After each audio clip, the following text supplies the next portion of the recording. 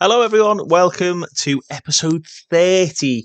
30 episodes. 30 episodes for me is insane. But yeah, 30th episode of the Ashton Gate 8. I did say we'll come back after the Manchester United game. You can see we have just played that, a 4-2 loss. We currently sit in 12th, 5 games played, 6 points, so an average of like 1.1 points a game. Not amazing, but not terrible. We'll just have a little look then at the schedule. I'll just show you. So, obviously, we played the Everton game, a 2-1 loss to Tottenham, 92nd minute penalty. Obviously, I had a bloody breakdown about the penalties in the Everton game because there was one against Chelsea, one against Everton, one against Tottenham. Birmingham, we lost on penalties, oddly enough. And then a 1-0 win against Norwich, followed up by a 4-2 loss to Man United, another penalty. We actually controlled a lot of this game, and you can see we went in at the break 2-1 up, and you'll also see that Junior Krupi is starting to pick up the goals. He scored in 3 back-to-back games. Unbelievable player. I need to show you his Norwich goal. It's incredible. So if you just watch, I mean, he wins it back, Greenwood, gets the ball off Bryn Hilton, and look at this, touch against 4, round 1, another touch and bottom corner. And his goal against Manchester United was very, very similar. I've never really experimented with a false 9 before. And again, he is more natural. I mean, he's natural in both positions, but they seem to think he's like an actual advanced playmaker, can play as an advanced forward, but I really, really like him as a false 9. I think his traits suit it really well. He's not going to be here a long time, let's be completely honest. But while he's here, we're going to make the most of him. He's doing well in terms of the dynamics. Obviously, I did mention it. They're getting there. They're getting there. Obviously, in the training, again, we did speak about, I mean, look at these. There's a few guys not performing in training. There's a few guys not performing well, but we have changed our training calendar to the fluid counter-attacking style, depending on whether we've got one match or two. Team bonding and match reviews are in everything. So hopefully we'll start seeing that creep up. But I did want to talk about the tactics because obviously, I mean, again, you've seen the form, 5 games, -5 goal difference. We're conceding a lot. Conceded 4 against United, 4 against Chelsea, 2 against Tottenham, 1 against Everton. But we have scored in every game by the Chelsea game. So we're okay. We decided that the advanced forward role is the way we play, because we're playing quite deep. The advanced forward role isn't really working out. So we did make a loan signing on deadline day. It's Philip Bundgaard, who's come in on loan as foil backup. United actually want rid of him. He's only worth about 12 mil. He's not been doing well down there, up there at Manchester United. He signed from Randers, 5.75 mil, and just really quite stagnated. Had 2 very good loans, and then just spent a season sitting on the bench. Obviously, we did try and get him in January. We've got him now. I really, really like him. I think what the idea I want to do is we're going to bring him in. He can play on the wing. I think we're going to bring him in as a pressing forward. Could even still play advanced forward. Obviously, the greens is the what you need, and then the blue. The blue is sort of the nice to haves. That'll do. If you look physically, he's amazing. Again, the greens here. He's not any better than Greenwood. So I think maybe a pressing forward is going to be the best role for him. And I want to train a tactic up where we keep the shape. Obviously, we've done a couple. We've got the direct counter-attack. We've got the direct counter-attack in a 4-2-4. And then we've got this one. And that's sort of the role we're playing at the minute. I'm going to clear this one. I'm going to keep the direct counter-attack 4-3-3 in there. And then we're going to change it up. Sort of, it's quite similar to what we do now. So if we just copy the custom fluid counter attack, we make Krupi a pressing forward, even though Krupi's not going to play there. But here we go. So this is what I'm thinking. I'm thinking Greenwood he's good as an advanced forward. He's very good. Finishing, first touch, dribbling's amazing. Technique trait, off the ball is decent. Composure's very good. Acceleration's very good. I think he's good there, but the way we play doesn't lead into us having an advanced forward because we play quite deep. So he's got too much space to run into. And in games, there's some games where I just want us just going at people. So we're going to keep this, the shorter passing. We're going to put a higher tempo on. We're going to put low crosses in. We're going to take this off. You'll see sort of what we're trying to do in a minute. Take play for set pieces off. this is fine. We're going to roll it out. Just roll it out to the fullbacks. That's all we need you to do. We're still counter-attacking, but we're just going to press the life out of teams.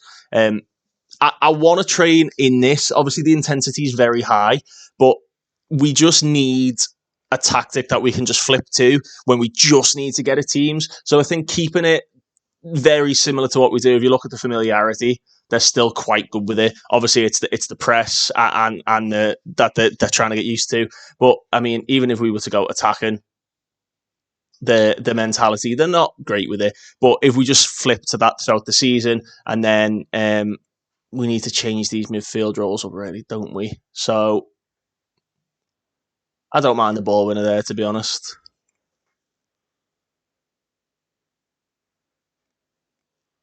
Do we want to focus it down the wings, get it to the wings, get it up there quickly? I think that's what we want to do. And then I think a DM support and a ball winner support. So you've basically got like the two strikers, Croupy dropping in, making it like a 4-2-3-1, and then you can be an advanced forward. And I think, Matthew, you've done on the wrong thing. I think that's what we're gonna do for like the attack and tactic, and we'll trial it out. We do have a game coming up. Just change back to this. That's the one we like. We do have a game coming up in 7 days against Brighton. Brighton, obviously not amazing anymore in this save, that they're not doing too good. But yeah, I just think that gives us the best option of sort of attacking teams. We've always been a good team going forward. We just need now to what am I trying to say? We just now need to sort of get at people a little bit more and start chasing games rather than trying to defend, because teams are onto that with us now. And it's no, I don't want that one. I'm doing wrong one. I don't want that on that one. I want that on this one. Yeah, we just need to start getting the teams a little bit more and start sort of winning games on the front foot rather than on the back foot. Frank Smith, we obviously dropped him in the last video. If you have a little look now, a 7.25 average rating. He's doing very, very well in the under-21s, and it's working. You can see non-competitive 6 games, 2 goals, 2 assists. He got a goal and an assist coming off the bench in the Carabao Cup tie against Birmingham. Definitely helped the idea of him just going down and sort of getting a bit more used to it. His report now he's consistent. He wasn't consistent before, but he still lacks the game intelligence to compete at higher levels. So that's more his decision making and composure and concentration. So the more he plays for the under-21s, the more experience he's going to get, and we can just keep rotating him in the team. Obviously, we still have Utara. We've also got Anthony Gordon, who is natural on either flank, but tends to prefer this right-hand side, which obviously in real life he doesn't. He's more of a left winger. So that's an interesting little quirk of Football Manager. I want to talk about the set pieces as well. If we look at the data hub and look at set pieces, if I can find it. I can't find it, can I? Team, analyst report, shots.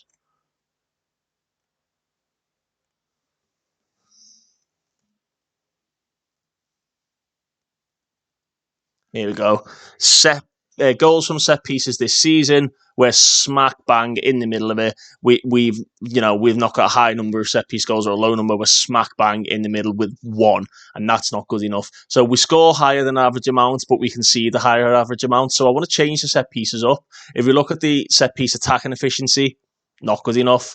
If we look at the defensive efficiency, it's actually better. So it doesn't really lead into what we're saying there. And if you look at like the first contact, we win the ball the most when we're attacking the far post. So Bristol make first contact with the ball. Oh no, it's the near post. We win the most at the near post. So we're going to change the tactics up again to sort the set pieces out. So what we're going to do, we're literally defensively, we're going to reset all set piece routines. We're going to completely do it again. So defensively, what do we want? Do we want to cover key areas of the pitch? Do we want to mark tightly? Do we want a hybrid? Biggest aerial defenders will mark zonally, while the rest will mark individual opponents. Reduces specificity.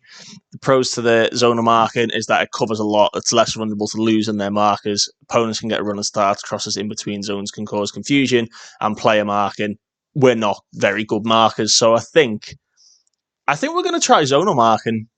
We want both posts marked. We did just do the near post recently, and that's where we've been getting absolutely skinned. And then we did have counter-attacking and defending the box, but I think we're just going to do balanced. Where do we want the ball delivered? Well, it said near post, so we're going to do that. How many players do you want to leave back? Defend the transition. Fewer players attacking the box, reduced chance of winning the second ball. More exposed to counter-attacks requires quick recovery defenders and reduced specificity and approach on a sensible balance between attack and defence. More pressure on the opposition defence, more chance of winning the second ball. I think we do stay high because we win a lot of those balls at the near post. And I'm going to do an in-swinger. I'm going to do an in-swinger and an out-swinger, and we're going to have the two tactics set up like that. So defensively then, if we look at what the first team are saying, so they want Greenwood staying forward. They've got Krupi and Danga Utara watching the trackers. Francelinho, Ilya Mariba, Christian Belic, Borza, Coyote, Sangate and Greaves only marking. I'm pretty okay with that. And then attack-wise then, this ball going into the near post. Jacob Greaves is attacking the near post. Aruna Sangante is also attacking the near post. Coyote lurking at the far post. Francelinho is making a nuisance of himself. You've got Greenwood and Krupi staying outside. And then the stay back if needed. You've got stay back if needed, but go forward if not. So that keeps the pressure on. And then Dango Utara sort of sitting in the middle. I'm quite happy with that, to be completely honest with you. If we duplicate the current routine, and what we're going to do is the in-swinger more often, the out-swinger less often, and just change it up slightly. So that's then going to change to an out-swinger. Corner taker for the out-swinger. On the left footer, you'd need the left, so Bungard, Cole Palmer, Kratzig. On the right, Thorson. Yeah, okay, that's fine. I'm happy with that. It's already set all that up. And then, obviously, if we have a little look at where they're delivering it, we want the near post one as an out-swinger. We're just going to do two near post ones because we win the ball there more often than not. So we need to start putting that there. And then similarly again, it's already putting Greaves, Sangate, Kayade and Dew in there. So yeah, just changing up ever so slightly. The throw-ins in the defensive third, this is always the hardest routine because you can never sort of get it right. It only shows you like attacking, but in the defensive third for throw-ins, it's really hard to set up. How you do it, I don't know. I don't think anyone's clocked it yet. We've got trackers there. We've got stay forward, player marking. Well, Dango Utara and Francelinho Dew aren't the best markers, so it doesn't really make sense for them to do that. I think what we do is we get Ilya Mariba and Christian Belic probably man marking. So A4 is Borza, and then A5. We'll look for an individual opponent when defending a long throw. They will look to disrupt their markers' movement, but challenge them if needed. We're going to do that. So, having a look, Christian Belic is on player mark. Francelinho Dew is on player mark. Again, I'm not too keen on that. A striker being on player mark. I think we tell him to... I think we drag him over. I think we keep him forwards for the counter. So then, it's telling him edge of the area. Nah. Stay forward, far side. Stay forward, near side. We're going to try and counter off these throw-ins because we just keep getting done by them. And then I think if we tell Junior Krupi to stay forward in the centre. So Junior Krupi, drop you in there. Yeah, stay... Or edge of the area. Edge of the area, I think. So we're telling him to protect the edge of the area, and it means he can pick out both guys there. And then the trackers then, we want player mark on both of them. So that is... No. Need to change that over. And then B1. It's not very user-friendly, this. No. So that'll make you B2, wouldn't it? It's not very user-friendly at all. No! Ah! Right. Okay. Best trackers are ranked first. So Junior Krupi is B1. Junior Krupi's B1? Junior Croupy is B1. B1 goes there. It's not very user-friendly at all, is it? So let's just stop doing the same thing over and over and expecting something different. Let's go for B3. And it's B3 is due again. Well, okay, let's just do that then. And sort of see how it goes. And then you've got Croupy as player mark. We don't want that really. There you go, 2 on the edge. Because I think that's where they get in, is on the edge. And then we've got Croupy and Francelinho who can pick passes out there. And yeah, that's how we're going to set up the set pieces. And hopefully they change our fortunes against Brighton, because we're just not scoring enough from them. Apparently we score a higher than average. We score 1. So how can that be higher than average? Unless average is 0, then everybody scores higher than average. It doesn't really make sense. Right, can we get through a whole video without my work phone going? Because I've just looked. There's nobody online on Zoom. It's Friday. It's 4:10. Hopefully everybody's decided to get off. So, yeah, let's hope. We are also, you'll notice up here, we are defending disengaged and practicing the set piece routines. Defending disengaged is obviously we like dropping off more, so it should, in theory, sort out the us giving the ball away in and around the box, essentially. We can do a lot more blocks and whatnot that way. And then transition restricted, attack and patient, attack and shadow play, all that good stuff. Training's not really something I've ever really sort of looked at. Why have I clicked on that? It's not really something I've looked at before in too much detail. Oh, he's flying at Lincoln, Trevor Grinsell, isn't he? He's flying. He's going to come back a 2-star player easily. Yeah, training's not something I've normally looked into. I normally leave it to my assistant manager. And speaking of, obviously I did say sort of every season I will give myself one staff member that I'll just go sign rather than doing the searching for staff. I think Curtis Fleming's time as the AM is coming to an end. He's a very good coach. So come the end of this season, I'm going to try and offer him a coach role. And there's one staff member who I've identified. If we just search for him now, he was AC Milan's assistant manager. It's this guy here. It's Giacomo Morelli. He was Milan's and Fiorentina's and at Inter Milan, Lazio. He's got a very, very good track record. Been assistant manager at a lot of Italian teams. 4-2-3-1, 4-3-3 wides, in swinging corners, aiming at the near post. Better people management, fairly determined personality, judging player potential and ability is much, much better. And he likes to use his substitutes like I do. I think, do you know what? I might even just trigger it now. I'm going to trigger it now because the problem is, and I've watched a few videos on this, on obviously you can play the game however you want to play it. Zealand said it in one of his recent videos, is you don't know when to let go, and that costs you in the long run. Not letting go of an assistant manager who's been with me now for 4 years would cost me. He does have a very high level of discipline and some good determination and a good personality, but resolute, 20 level of discipline, 19 defending. But obviously, if we're trying to bring somebody in who's a little bit better and can sort of offer us a little bit more and can train in the formations we like, determination 16, level of discipline 16, motivating 15, working with youngsters 14, tactical 15. Don't need the set pieces from Curtis Fleming, because obviously we've got a guard there. Do you see what I mean? It just makes more sense. It makes more sense to have an assistant manager who's very close to what we like. And again, we could go back to the 4-2-3-1 because Croupy is basically an advanced playmaker, but we're just playing him a bit further up the field to allow him to use his shooting stats more. It makes a lot of sense to do it. I wish I'd done it in the summer. Doing it now is probably a bit silly, but I think sorting them out sooner rather than later is the best thing to do. So just a couple of promises that we need to look out for. Bryn Hildson, we said that Philip Bungard won't play out on the left, which is fine. He's happy with that so far. Francelinho Dew wants an increase in playing time. Whether he deserves it or not is another question. Again, a decent pressing forward. Good player traits. Hasn't really pushed on from what we thought he was going to be. I don't mind if he sort of kicks off and leaves. I think he's actually a better advanced forward, you know.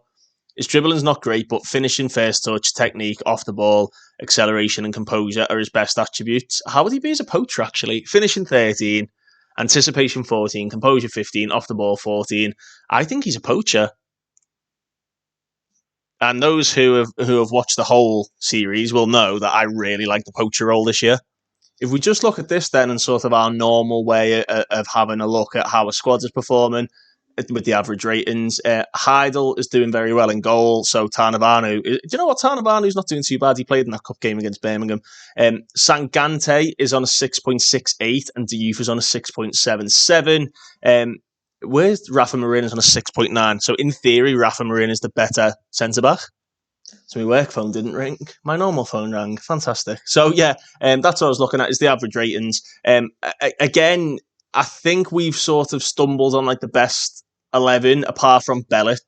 Milinkovic-Savic got picked up quite a big injury. He's going to be out for a couple of weeks. He's been performing well. Ignore Pape Sarr's stats. They're quite bloated. He came on in the cup game and got one assist in the Carabao. So you need to ignore him, really. It's the guys who have played in the Prem that we're looking at. Yeah, I think we've sort of fallen upon what the best team is. I think it's this. I think it's Mariba and Ege. Smits, again, he's playing for the under-21, so ignore that. The youth needs to come in for Sangante. Bors is doing okay. Cole Palmer, Nelson Semedo's not doing great. Gordon's not doing great. Farrison's okay. Rafa Marin actually is better than Diouf, but the problem with Rafa Marin is that he doesn't like big games unless he's managed to shake that, and he hasn't.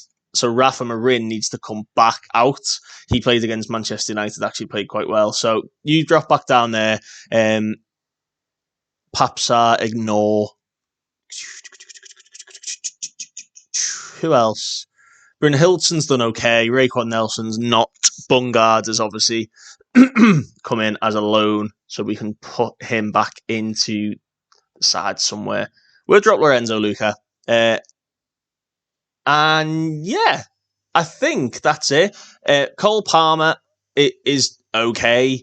I think the problem with Cole Palmer is that he just didn't develop at Chelsea. He's 25 now. He's probably not going to get much better. So we need to keep an eye on his game time. And we did sign someone, actually. We signed this guy, a young lad, Davian Rosero. He was signed for £1 million up front. Yeah, 1 million from Junior over in Colombia. A ball-winning midfielder, if you've ever seen one. Good tackling, good aggression, anticipation, teamwork, work rate, and stamina. He looks very, very good. I'm very happy with him. He didn't want to go out on loan, though, so it's a bit annoying. So come January, we'll probably loan him out. But at the minute, he's playing for the under-21s, getting some game experience, getting his language sorted out, because he doesn't speak English at the minute. And then we'll probably start bringing him around the team. And then it gives it, again, I've mentioned about giving a bar of where you want to set players to. I mentioned Trevor Grinsell needs a bar to work towards. Also, Raekwon Nelson and Smits need a bar to work towards, which is obviously why we brought in Anthony Gordon on that right-hand side. But in true fashion, Anthony Gordon's been terrible on that right-hand side. So, yeah, that was the idea of bringing him in. He's then got that bar to work towards. Him and Grinsell can work towards like the levels Milinkovic-Savic can get to. They've not necessarily got the potential to go that good, but they could be there or thereabouts. Do we go with the really high-pressing one because we're at home? I think we do, you know. I think we go with the pressing one because we're at home. You prefer being a deep-line playmaker. You can do deep-line playmaker on support, Ege. Can't you? Because you'll bring the ball out then. Passing, first touch, technique, vision, teamwork, decisions, composure. He's got the bag, hasn't he? Yeah, we'll do that. Yeah, George Morgan. Yeah, I think we just go with that. I think, yeah, definitely drop Gordon, allow Utara to play as an inverted winger on attack, let him see how he gets on, leave space for Coyote, means sort of Mariba. Yeah, there's a lot of transition that can go on there. Definitely going to try Greenwood out as an inside forward again. I just don't think he's ever like locked down a position, if that makes sense. Like, they're now saying we should play Anthony Gordon. Like, I just don't think he's ever locked down a position. But as an inside forward, he can use a lot of the things that he would use as an advance forward, but allows him sort of the freedom to not just be sort of stuck on one side of the pitch. Interestingly, Christian Norgard, they reckon, can do 60 minutes. I'm just going to put him down in the under-20s, under-21s, and let him get some fitness. But I think we're going to try the newer high-pressing, win the ball back, counter-attacking. I think we're going to start attacking. It's a team who finished one place above the relegation zone last season. We were far and away ahead of them. Obviously, they have still got a fantastic team. Ruben Neves in there, players of that nature. Francelinho, you're going to be a poacher, mate. It's going to take them a while to get a bit more familiar with it, but I genuinely think they can do it. I'm quite comfortable with this team and sort of the levels they can hit. It's just whether they can do it consistently and how quickly they can adapt to it. So you can see the form is very inconsistent, including the back end of last season, start of this season. We need a big result. We need a big performance. So I think we just need to try and blow them out of the water. We've definitely got the players who can do it. It's just whether we can keep our heads. And I'm hoping that pressing so high up the pitch stops us from doing silly tackles in and around our own box, because it just alleviates the pressure on that back line. Ruben Neves, short to Matoma. Wan-Bissaka. Oh, whoa. Why is that lagging? Lads, get a foot in. Come on. Fucking hell. I think I've taken get stuck in off, haven't I? Oh no, it's still on. Then why aren't you tackling then? Ruben Neves with the corner. Let's see how the new corner setup works. Whipped in towards Evan Ferguson, who wins the first header. It's the only problem with zonal marking, isn't it? You do give him that chance to run. Neves again. And again, they've got a big lad in Evan Ferguson and a fantastic set-piece taker with Neves. He swings it in this time and Heidel claims good goalkeeping. Don't know why I've told him to roll it out. He's got good kicking, hasn't he? Wan-Bissaka to Neves. Do you know what?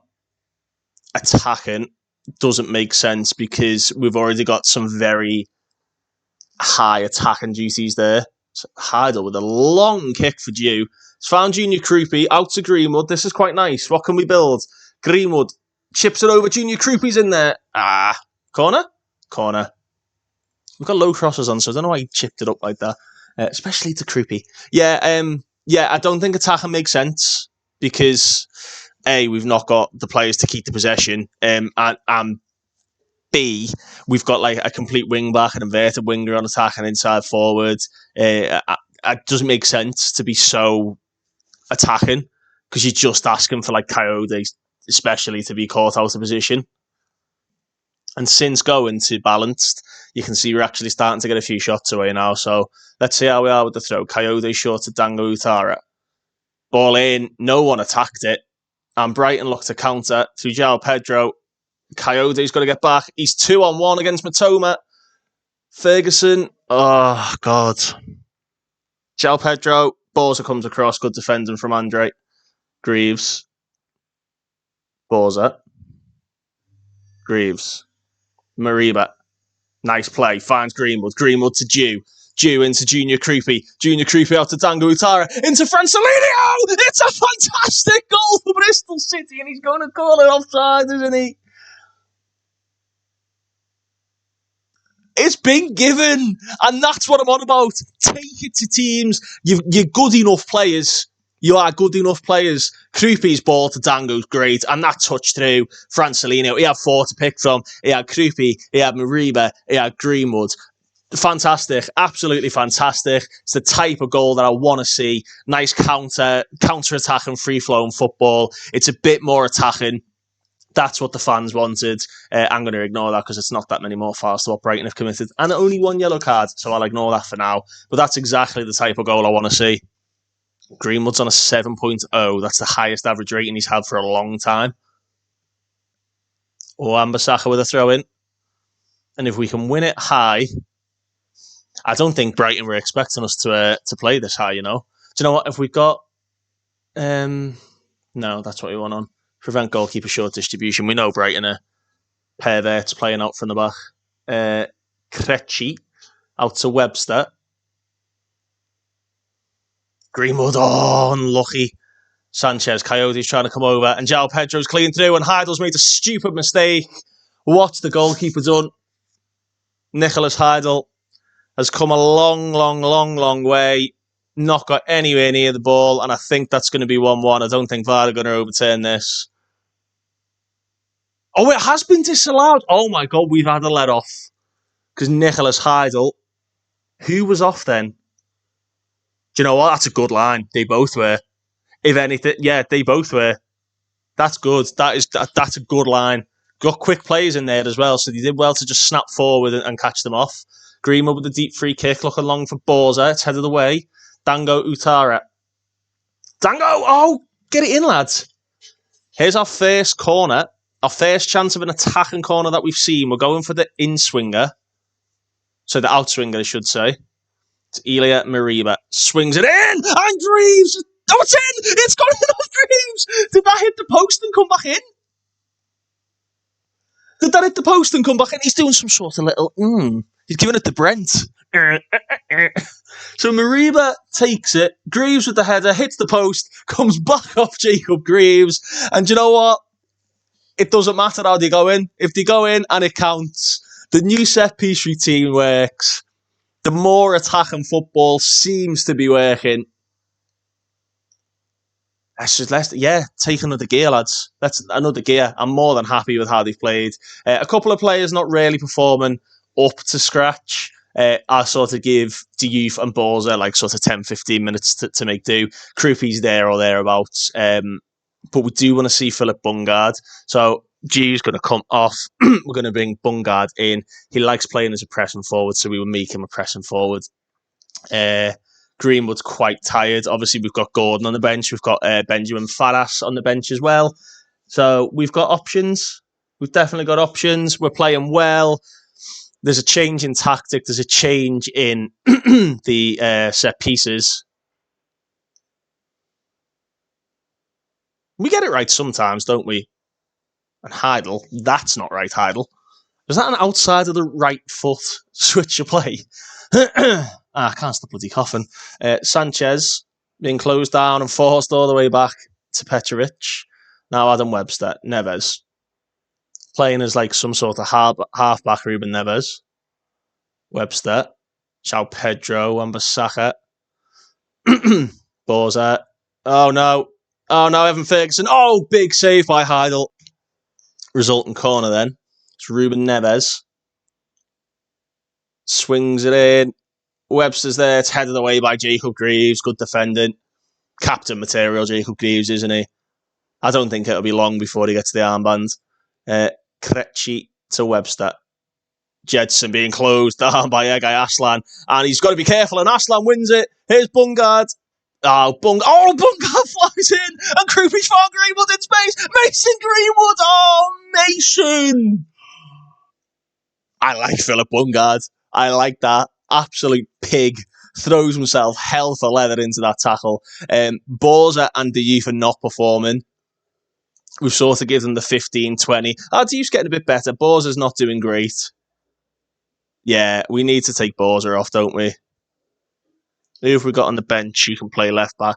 Coyote can actually play left wing back. So maybe we bring Coyote in at left wing back and Semedo on the right. Let's do that. So you're going to go there, Michael Coyote. We're going to do 2 complete wing back supports. God, how attacking is this? Bungard's done well. Greenwood's missed an absolute golden opportunity, so we will bring on Faras. He likes playing as an inside forward as well, so that is fine. Everyone else is having a really good game. Diouf's getting a bit better. Let's keep Diouf out there. I do like Fallou Diouf. He's been here a long time. I think he can easily create a partnership with sort of anyone we play at centre-half, can't he? Knows the club. Will he be classed as homegrown soon? No, he won't, will he? He can't. Greaves to Faras. Bungard gives it away. Wan-Bissaka. João Pedro. Jedson. Oh, Ege Aslan again. And Coyote's keeping the pressure on. João Pedro, ball across. Jacob Greaves deals with it and picks a pass rather than just lumping it. Neves intercepts it though. Now Webster. Wan-Bissaka cutting inside Aaron Wan-Bissaka and finds Sanchez in space. It's another big save by Heidel and there's another offside. The high line has caught them offside so many times. But it is giving up a lot of chances. It's only the first time using this tactic. There's Faras again. Go on, son. Junior Krupi. I think Bungard is yards offside there, you know. He didn't hold his run at all. But you can see that the playing with sort of the high line allows the striker to sort of play on the last man. And that's something that it wasn't doing before. Here's Enciso. Cuts it back and they do finally get one back. Through Karu Matoma. Yeah, you can come off now, mate. We're going to bring Sangante on. And I think Mariba's going to come off as well for Belic.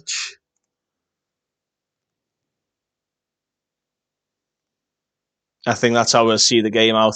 Brighton, a lot of shots on target, but they do tend to cut it back an awful lot. We just need to be a bit more careful now as Matoma is starting to get a nice foothold in the game. Sangante wins his header. Here's Jedson Fernandez. Jedson, still Jedson, cuts it back to Kyle Walker-Peters. Dango Utara is there. Krejci. Oh no. Oh no. 2 goals in 2 minutes.